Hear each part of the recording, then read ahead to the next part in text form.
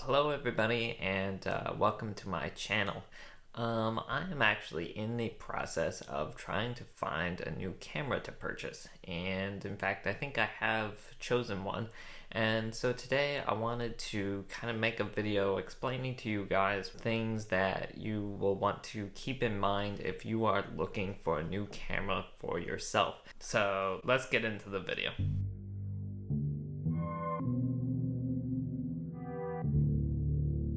The first thing that you are going to want to do before you even start looking at any cameras is take a look at your budget and figure out how much you are willing to spend on a camera, because I dare say that there is going to be a camera out there for as much money as you are willing to spend.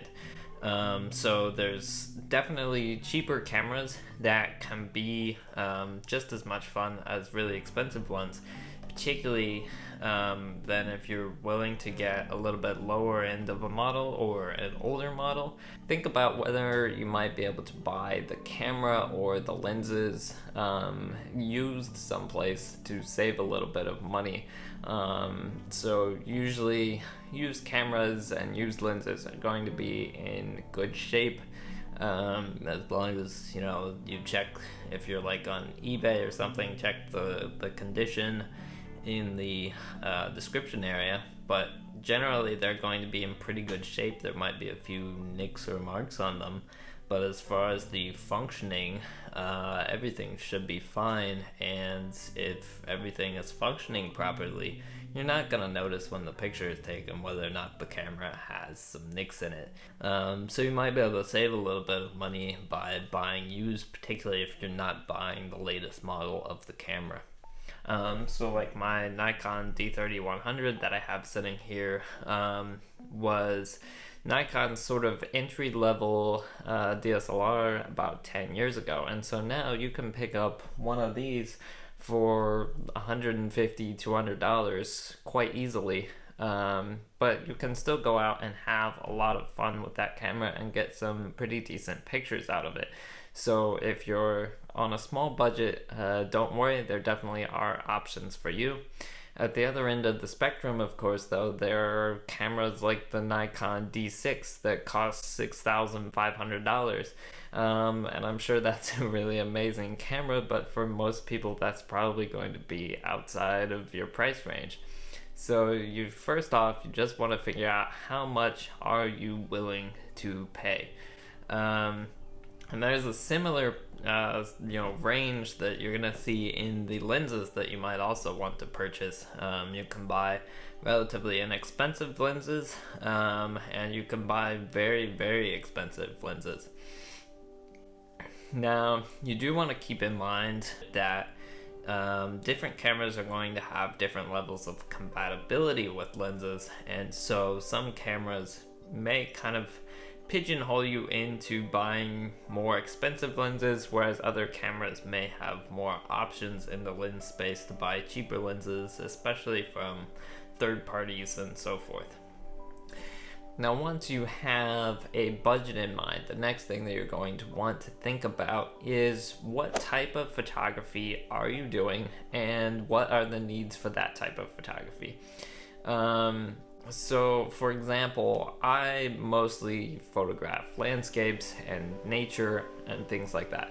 And so as I'm doing that, I do need really good autofocus in the camera, but for me, I don't care how long the autofocus really takes, as long as it gets a good focus when it's done. If it is seeking a little bit, that's fine. I don't really need eye autofocus for that, because I'm not taking a picture of any animals or people usually. I'm just photographing the landscape. So for me, if a camera doesn't have those things and maybe excels in other areas, that's fine.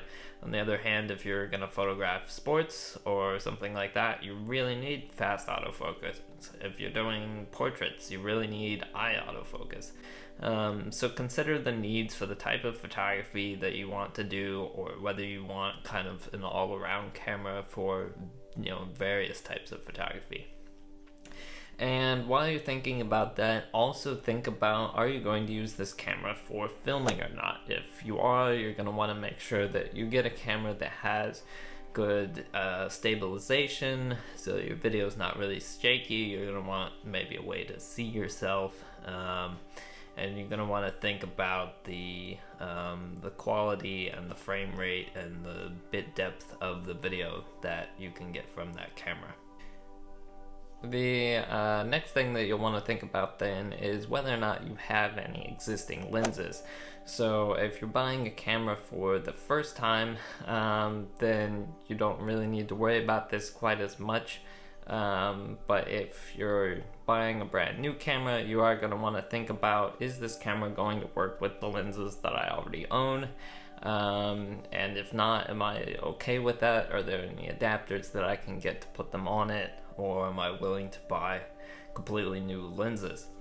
Now, on a similar vein, if you are buying your camera for the first time, you are going to want to think about lenses a little bit as well.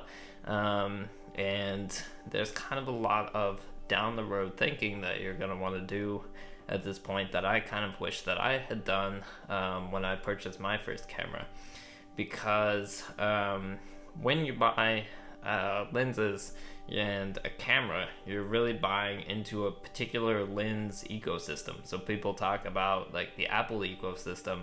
Once you have a ton of Apple devices, they work really well together and it's hard to leave that ecosystem. And there's a similar thing that happens with camera lenses, is that like this lens that I have on the camera right here, this is only going to fit on other Nikon cameras. So if I go out and I buy a Sony camera, this lens is not going to work on it.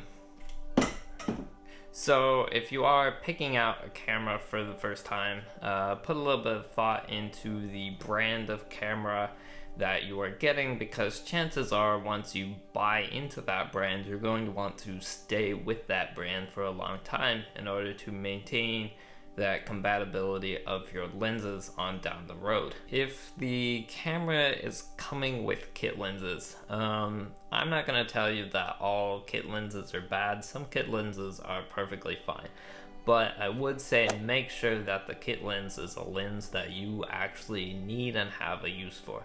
Now, if you're not familiar with what a kit lens is, it's usually sort of a generic lens, maybe a 24 to 70 millimeter with a maybe f4 or something as its widest aperture. So kind of an inexpensive and wide range of use lens that will come bundled with the camera for a discounted price. Generally, kit lenses have a bad reputation for being lower quality than more expensive, very purpose-built lenses. But again, if it's a lens that you will use, then go ahead and buy it. If you see yourself using a 24 to 70 millimeter lens and you can save a little money using that kit lens, I think that's fine.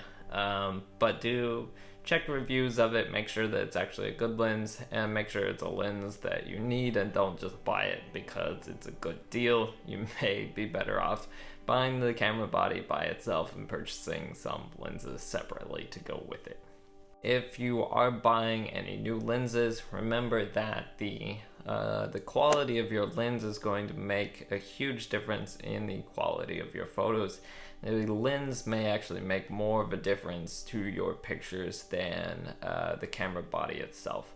Now, the good news is that camera technology changes much more frequently than lens technology. So even though you may buy some very expensive lenses, as long as you stick with the same line of cameras, of the same brand of cameras, those lenses are going to last you for a very long time, and you'll be able to put them onto multiple cameras. But that is something that you should think about off the bat is, do I want to be with Nikon for years? Do I want to be with Canon for years? Do I want to be with Sony for years, etc.? Next kind of main thing that you may want to think about is the size and the weight. This isn't as big of a consideration, but if you were planning on carrying your camera around a lot, and chances are you are going to have it in your hand a lot, you may or may not want a really big camera. You want to think about the ergonomics of it and so forth. So if you're kind of someone who has smaller hands, you may not want a really big camera. If you're going to hike with it, you may not want a very heavy camera. The final main item that you're going to want to think about is, do you want to go with a full frame camera or a crop sensor?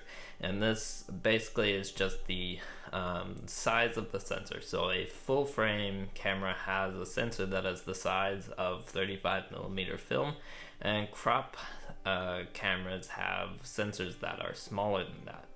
Full frame cameras then, with their bigger sensors, are able to give a better dynamic range, better low light performance, a shallower depth of field, very good details in the picture, and a wider field of view. But those things do come at a cost, and the cost is just literally the amount of money that it costs you.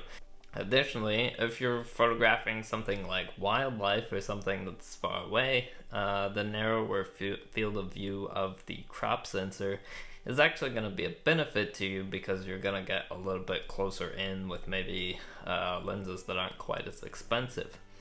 So depending on your budget and your use cases, maybe a crop sensor camera is actually better for you, particularly if you're maybe starting out. It's going to be a lot cheaper, and there are very good crop sensor cameras on the market. If you want to get something really nice that's maybe not quite as expensive, you can definitely consider that. But if full frame is right for you, then by all means go that route as well. But that is kind of the last major item that you're going to want to consider as you are picking out the camera body.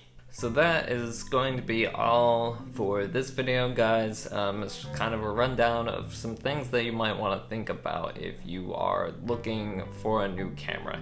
So I hope that helps you guys. If it did, don't forget to hit the like button on your way out.